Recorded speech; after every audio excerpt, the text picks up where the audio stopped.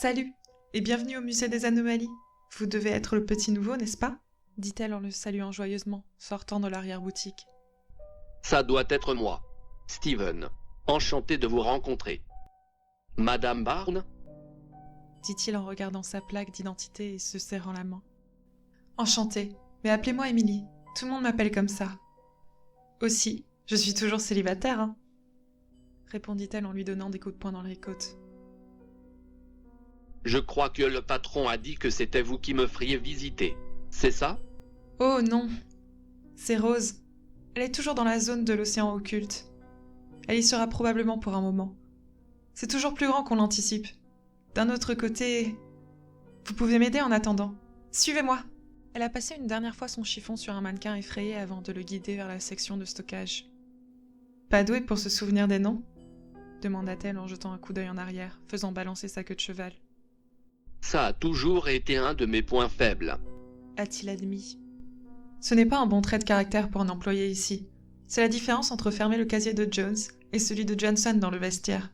Le premier ne devient grincheux que lorsque vous touchez à ses affaires, mais placez même un ongle sur le second et votre corps sera lentement mangé vivant par des bouches désincarnées. Oui, le patron a passé en revue toutes les règles tout à l'heure. Je me suis dit que j'éviterais de toucher au casier.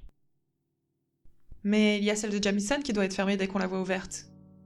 Ah, c'est vrai. Et ils changent constamment de place, donc vous ne pouvez pas non plus simplement surveiller leur position. Il faut lire les noms, dit-elle en grimpant un escalier.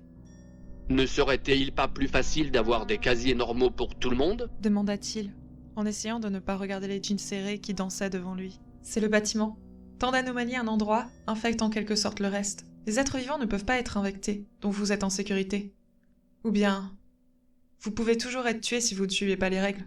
Elle a terminé son discours en s'arrêtant et se retournant pour le quiz surprise et en disant « Quelle période de temps ne pouvez-vous pas programmer sur le four à micro-ondes du personnel ?» Rien, y compris le numéro 6. Sinon, c'est nous qui cuisons au micro-ondes. « Bingo !» s'exclama-t-elle en le tapotant sur l'épaule. « Maintenant, aidez-moi à trouver un mannequin. Il ressemble à celui de tout à l'heure. » Ils ont commencé à fouiller dans les divers objets apparemment normaux qui jonchaient le grenier. Steven s'était assuré de ne rien toucher, juste au cas où. Au fait, Marilyn est-elle vraiment aussi difficile qu'on le dit? Qui ?